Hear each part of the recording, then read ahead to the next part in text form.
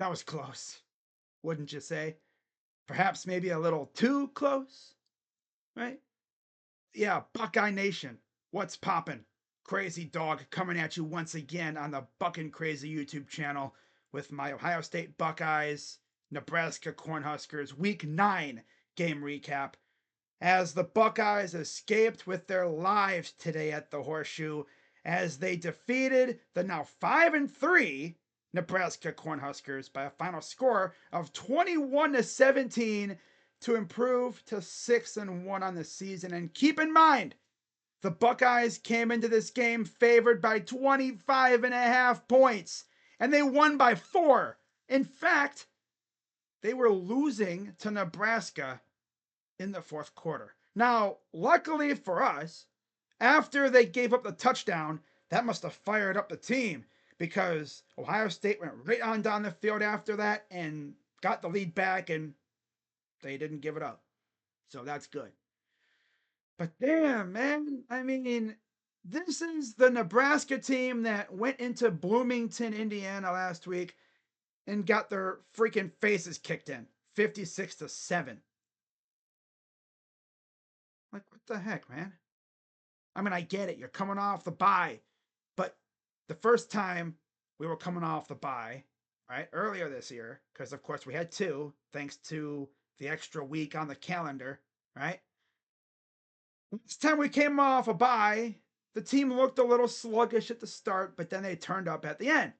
Well, this week, there was no turning up. Instead, they pretty much just played the same through all 4 quarters. And they were lucky to escape this game with a win because their defense stepped up when they needed to and made a play when it mattered. Jordan Hancock, my dude, playing safety today in the absence of Lathan Ransom, got the game sealing interception. Love to see that.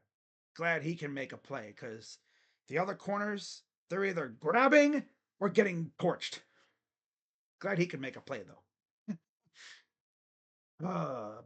Yeah, pass rush actually showed up today. How about that, huh? Now, the only problem was they would get close to Dylan Raiola and he'd skedaddle down the middle of the field because there was nobody there to contain him in the middle. Or like if we would be coming up the middle, he would just skedaddle around the edge. This dude's out here looking like Lamar Jackson. Come on now. What are we doing here? We actually get a little bit of a pass rush. We're actually getting guys in their backfield, and we can't freaking tackle him.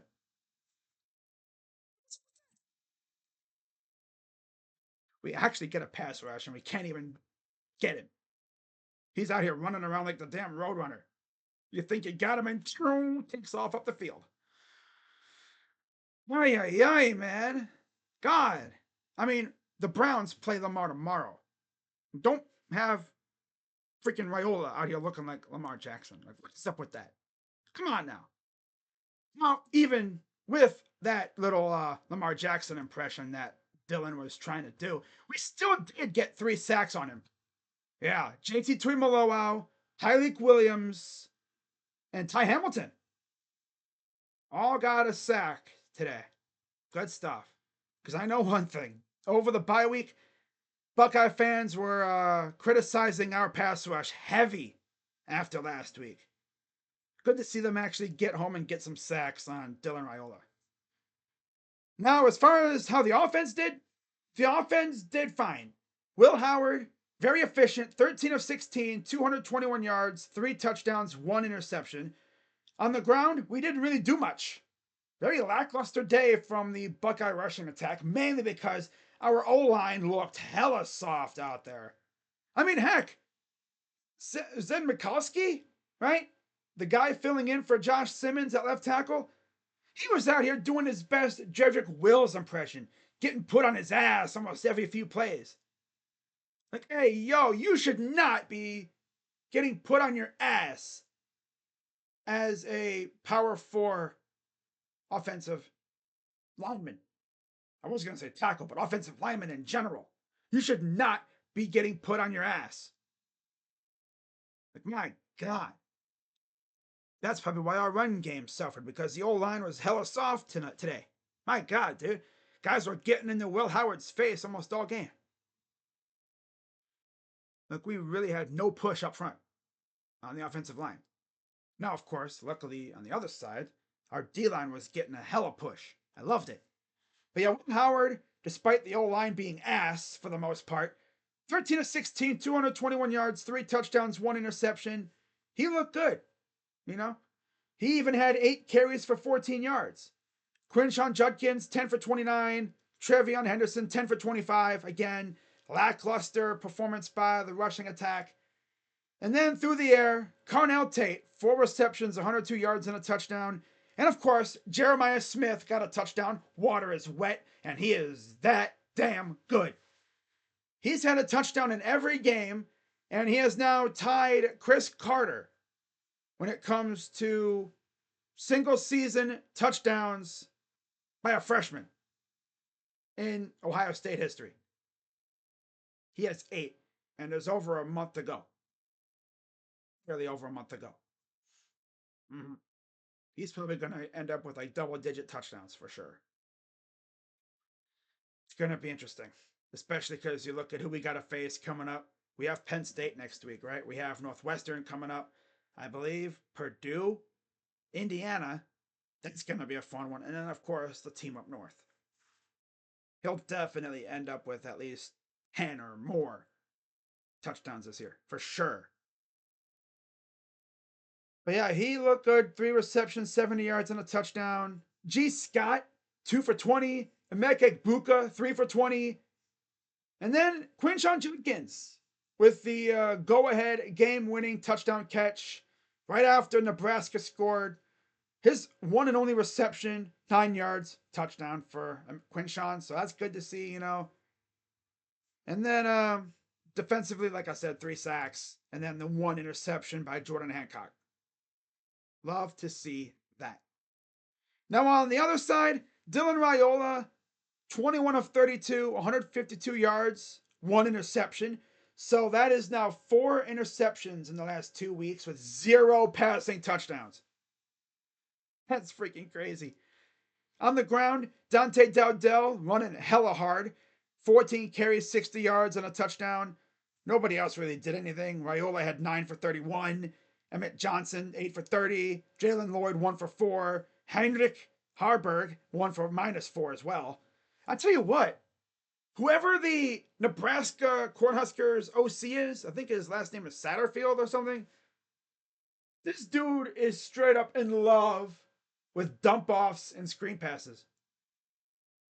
Like, this dude was doing screen passes essentially into a brick wall. Like, they'd throw a screen pass or a dump off. There'd be like a horde of Buckeye players there. Oh, man. That's tough. Imagine having a bad OC. I mean, Chip Kelly can be unserious, but overall, he's still a good OC. He just needs to stop being so damn unserious. This was, without a doubt, the most unserious performance from him as a play caller all year. Without a doubt. All right?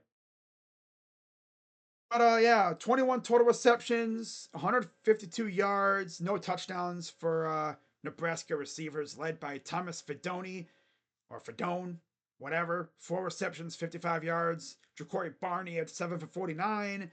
Isaiah Nayor, 2 for 15. Banks, 1 for 12. Bonner, 1 for 3. Emmett Johnson had 4 receptions for 0 yards. You can tell who got the majority of the dump offs and screen passes because they have like no yards. Multiple receptions for no yards. Yeah. I think Emmett Johnson was the recipient of quite a few of those little dump offs that went nowhere. And then Jalen Lloyd, 1 reception for -1 yard. Good stuff. And then they only had 2 sacks. Jamari Butler and MJ Sherman had a sack for Nebraska. Of course, they had that interception. Malcolm Hartzog picked off Will Howard on a pass that went right over Emeka Egbuka's head. I watched that play and I was like, yo, what was Will Howard looking at? Maybe he was hearing footsteps or something. He rushed the throw. I don't know. Hard to say. But, you know, that was when the defense stepped up and got that big 4th down stop at the goal line. Without that, we probably lose this game for sure. That was a huge play by the defense. But yeah, Jaden Fielding. I was talking about how he was so good kicking field goals. Oh, of course, he missed the only field goal he kicked. But he was 3 for 3 on extra points. I feel like I'm the reason why he missed that kick. Because he was perfect up until today when it comes to field goals, but of course he'd miss. Of course. But yeah, overall, good game for the Buckeyes. Definitely could have been better. But then again, it could have been much worse. Yeah, definitely. Now, getting into my post-game observations. Yeah. Number 1, Jeremiah Smith strikes again. Like I said, he has scored a touchdown in every game. And there's still about a month left in the season, in the regular season. And who knows what he'll do in the bowl game or, Big Ten title game if we make it, which I think we will. But playing like this, I don't know. Gotta turn up next week for show. On the road in Happy Valley? Oh yeah. We cannot have this performance again next week for sure. But yeah, Jeremiah Smith strikes again, another touchdown. Good game for him. Defense showed up when it mattered. They got some key stops. Like I said, that 4th down goal line stand after the interception. And then at the end, Jordan Hancock got the interception that clinched the game for us. So yeah, they stepped up when it mattered. Offensive play calling was sus AF. Extremely sus at times. I don't even need to get into it. I don't even really want to get into it. Because if I get into it, I'm going to get pissed. And then finally, this team looked like they were coming off a bye. Yep. They looked a little sleepy and then they just couldn't really get going. And Nebraska damn near made us pay for it. That's for sure. Can't do this against Penn State, like I said. Man, so damn lucky to win this game. That's all I'm going to say. Now we got to get ready for the final stretch. It's going to be a fun stretch of games, though. I'll tell you that much. Got some big opponents coming up. Got Penn State, and of course, Indiana, and then the team up north. You also got, I think, Purdue and Northwestern, too. But, yeah, we'll see how that goes. So, getting into my MVP of the game on each side. Offense, Jeremiah Smith. Duh. And defense, I had to go with Jordan Hancock. Because he got the clinching interception that won us the game. Simple as that. So, shout out to Jeremiah. Shout out to Jordan Hancock. And let's go out against Penn State and take care of business like we always do, right? We can't have this kind of crap again. Because we might lose if we do this again. Probably going to lose if we do this again. Which means we can't. Like, throw this crap out. Right? I need them to turn up for a full 4 quarters next week to make up for this crap. Alright? Like literally, from the opening kickoff, I want these guys to turn up on the freaking Nittany Lions next week. Alright? Just to make up for what we saw today. Okay? Alright. So yeah, with that being said, that's all I got. And I'll see you guys tomorrow for Browns and Ravens back on the main channel. And we'll see how the Browns do. Of course, earlier today, news broke that a longtime Browns radio announcer, Jim Donovan, passed away from cancer. By the way, cancer freaking sucks. F cancer. Hate it. Always have, always will. Yeah, I'll see you guys tomorrow for Browns Ravens. With that being said, go Bucks.